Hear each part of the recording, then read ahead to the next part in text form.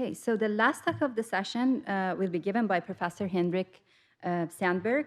Hendrik is a professor of decision and control systems at KTH, and he will talk about learning in routing games for sustainable electromobility. Thank you, Somaye, for the kind introduction, and also thank you to the Institute for inviting us and for sponsoring our project. So this is also a teamwork. I should like to introduce my co-workers here, my former postdoc, Hampei Sasahara, who is now assistant professor at the Tokyo Tech, Saurabh Amin at MIT, and Professor George Stan, who is sitting somewhere there in the corner, and Gyasu Gidufalvi at KTH. So it's a joint teamwork here. So shortly, what is this project is about? We basically would like to solve traffic routing problems for commercial logistic operators. So think about heavy truck, duty truck operators, long-haul transports, and we would like to help them to make their transports more sustainable. And by accounting for facts such as electromobility, operational costs, infrastructure condition deterioration, etc. So the expected outcomes of our projects are two types of algorithms. I will talk about one of those today. Basically, we think of these truck fleet operators. We think about these logistical operators as truck fleet operators, which host electrical vehicles and internal combustion engine vehicles. So basically, we would like to help them to balance their use in a sustainable manner. So basically, they would like to move. This is a map of the central Sweden. So we're thinking about long-haul transports. They want to move goods from site A to B, and we would like to help them to find the right routes and how much electrical vehicles and how much internal combustion engine vehicles they should use. And that is basically one part of the problem.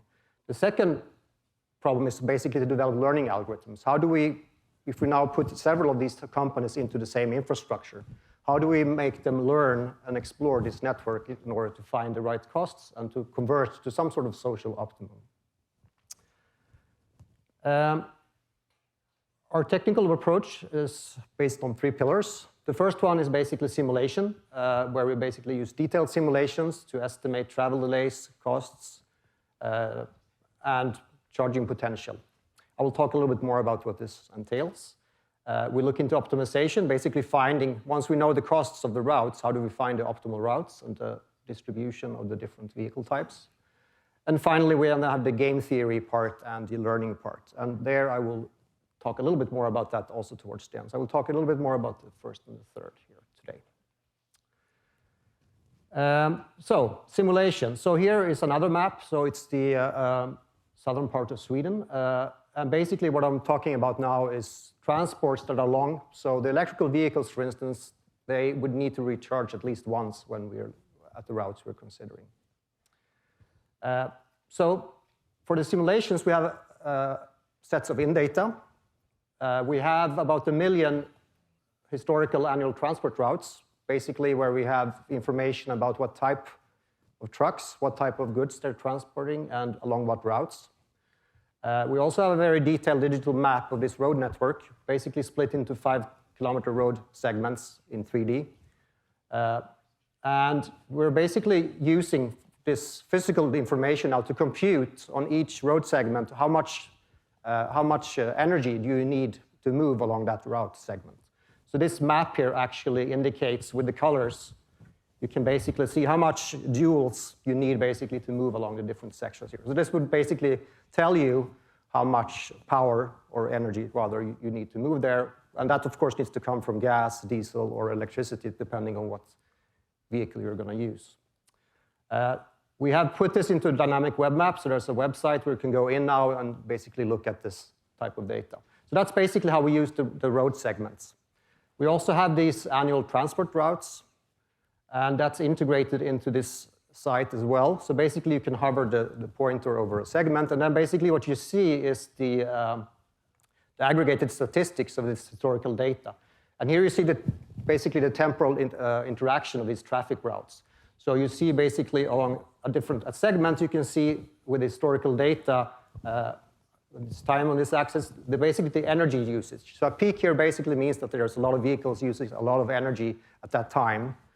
And that basically indicates that there could be what we call an energy congestion problem at that with the current routing.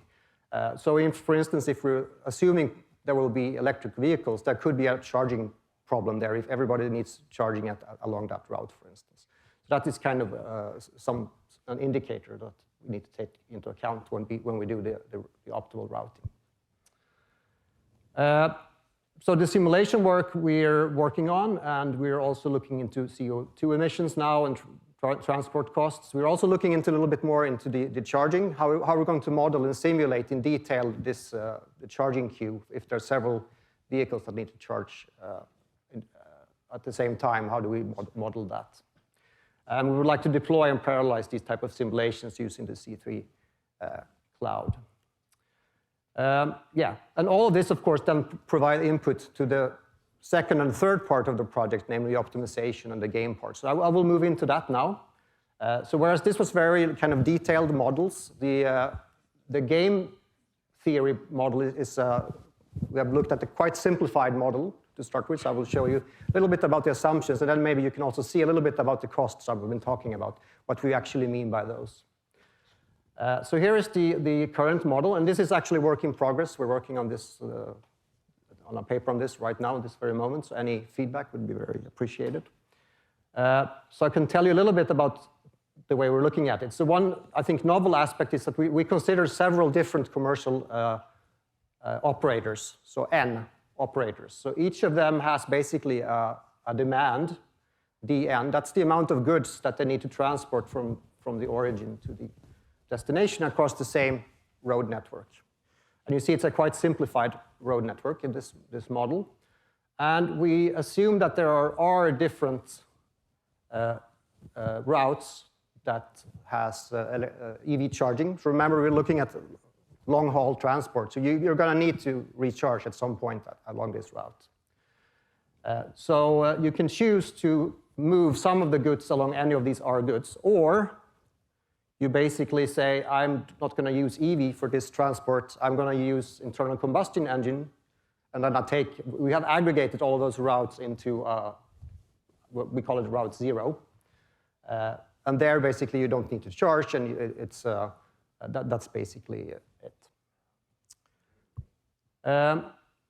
So more or less all of these N operators now, they have some decisions to make. So every operator has a vector, x superscript n, and the sum, every entry in that vector basically said, how much goods do I transport along the different routes? And of course, since you're going to fulfill your demand, the sum of those entries needs to add up to the goal, right? So element x 0n basically mean how much goods does operator n transport with internal combustion engine.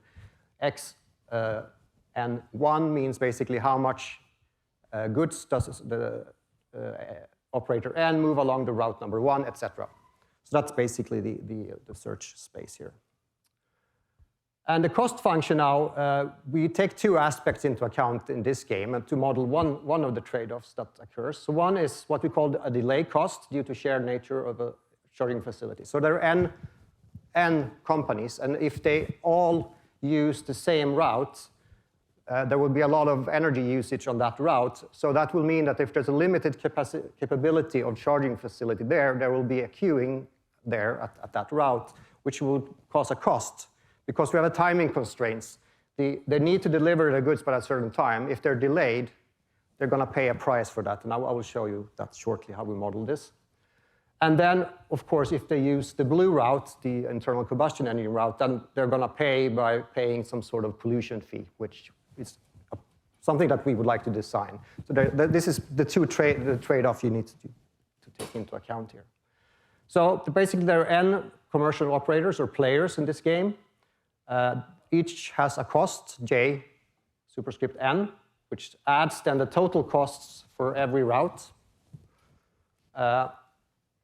Yeah, the pollution cost, we just make a simple linear model, basically proportional to the amount of goods that you transport with with the internal combustion engine. And then the delay cost. So basically every player for each route, we model their cost in something like this. So it's a convex function.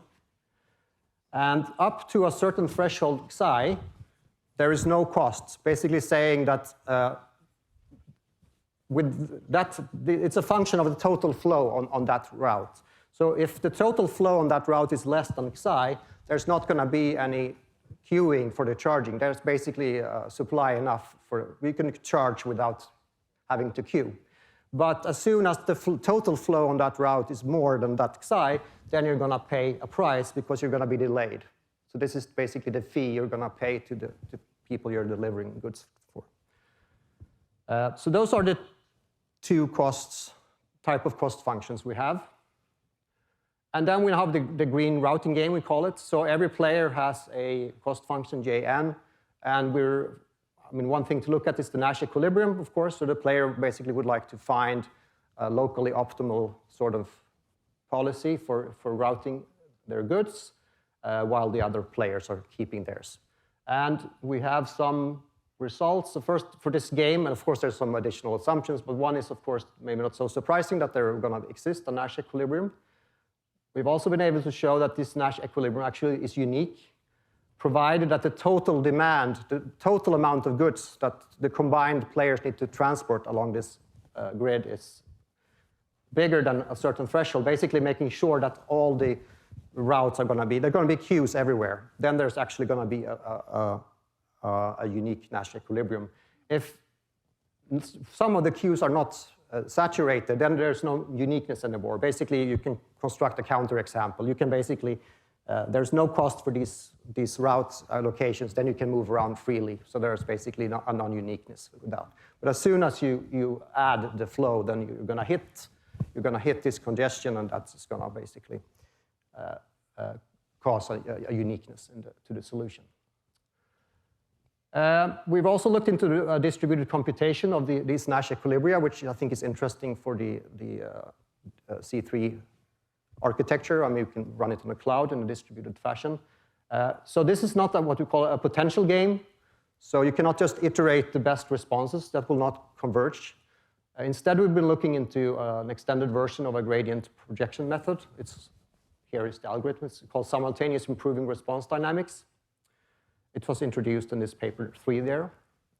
And we've been able to show that under certain conditions on the cost function and that the step size is small enough that you will converge to this Nash equilibrium. So here is just an example with 2 operators. There's 2 electrical routes and 1 ICEV route. The demand is 100 and 150 respectively, and there is these alpha factors basically models the pollution costs for the different players. And what you can see here, this is basically X1 is the amount of goods on electrical route number 1, X2 is the goods on route number 2, and of course the difference towards the demand is basically how much you need to move across with the ICVs. And the traces here basically show how these local updates converges to the Nash equilibria. So in this particular case, for instance, operator number 1 should allocate 74% of the goods to the ICVs, and you should put 17% on the route number 1 and 9% to route number 2, and operator number 2 should do something similar. In this particular case, you can notice a lot of the goods go with the internal combustion engine vehicle. So of course, if we would like to use more EVs, right, you should probably increase the price for pollution, or you should increase the charging potential on these to minimize, to make the queuing less on the EVs, right? So this is basically showing you that we can use these Nash equilibria now to help us think about how should we design the infrastructure to create a better type of Nash equilibria that we like. I think in the interest of time, I'm going to skip this and just move to the summary. So basically, I've talked about what we call a green routing game. So we have multiple competing logistical operators sharing a road and charging infrastructure. And there's the trade-off we have here is this, there's a higher delay due to congestion at the charging locations versus then there's a higher pollution cost when you use a lot of ICEVs. And we've looked at this Nash equilibrium, which more or less tries to optimize this for each player while respecting this delivery constraint. basically you're paying a price by being late with your delivery.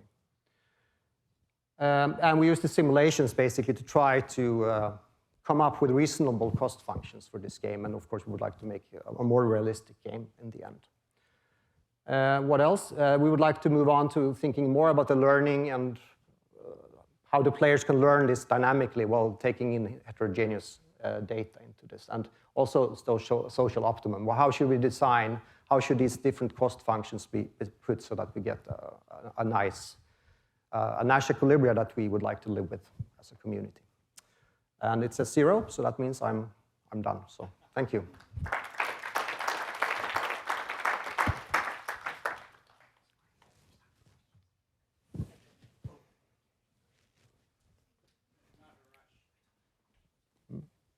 Are there any questions? Yes, there's one question here. So, in your green routing game, what information do the individual companies have about the network? I mean, do they know, what do they know about the other players? So information is really important in games, so I was wondering what... Yeah, they know, I mean, the topology is very simple, right? It's just this, everybody is sharing the same, this parallel route have the same origin and the same destination. I mean, they have obviously their own cost function. So the cost function, I mean, the ICV, that just depends on the pollution cost, which presumably they know, right? They know the tax. But if it's a repeated game, would they know the previous decisions of the other agents? That is something we're looking into. I think that is exactly what we would like to move into this learning, that you're going to play a repeated game where you actually get to observe what the competitors did yesterday, right? And then you play again. But here, basically, each player knows the cost functions on their route, and we play once. So this trace there, that was just the optimization algorithm trying to... but it did indicate that you can locally, it's a local projected gradient descent. So basically, each player locally basically optimizes. It computes the local gradient of their own cost function, and it projects this on this constraint, so you have the total amount to the demand. But then you do need to know what the other players did, so to say, and then you compute the local gradient again, right? So there you at least you need to know what they did. So yeah. It's a very, very interesting work. I really like it. Hi, Professor. Here.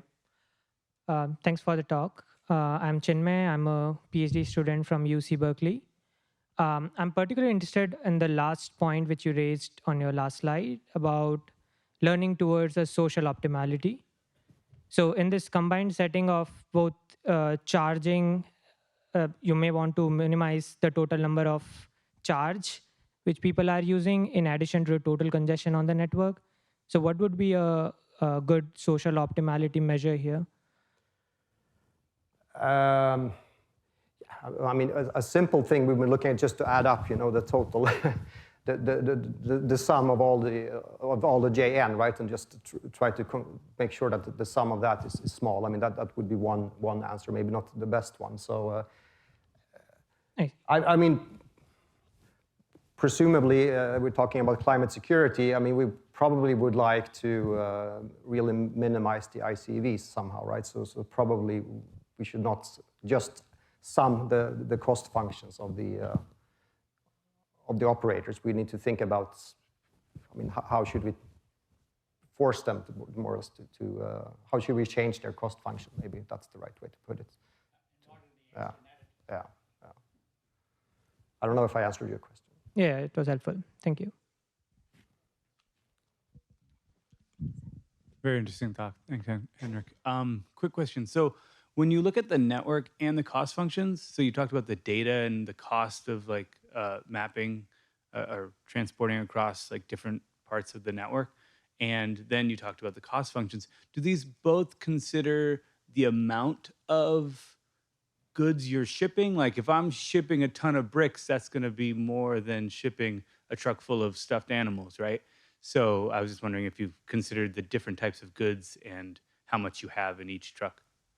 Do you mean now the game or in the simulation Both. I was kind of both, curious yeah. on both sides. So in the simulation, it's quite this annual traffic data we have. I mean, it's very detailed. So you have like basically at least I'm not sure the type, but certainly the weight, because that's an important factor. And in the and it actually, I mean, it will affect also the wear and tear of the road infrastructure and so on. So I mean, it should be part of the game as well. It's only part, in a sense, I'd say it's indirectly taking care of in our game, because, I mean, what you assign to a route is basically a flow of goods, which is a mass. So we have basically made a continuum. So you assign a flow. And in a sense, for instance, the pollution cost is proportional to the amount of goods. So we assume basically every vehicle can take a certain amount of, but we should think more about the mass there, I think.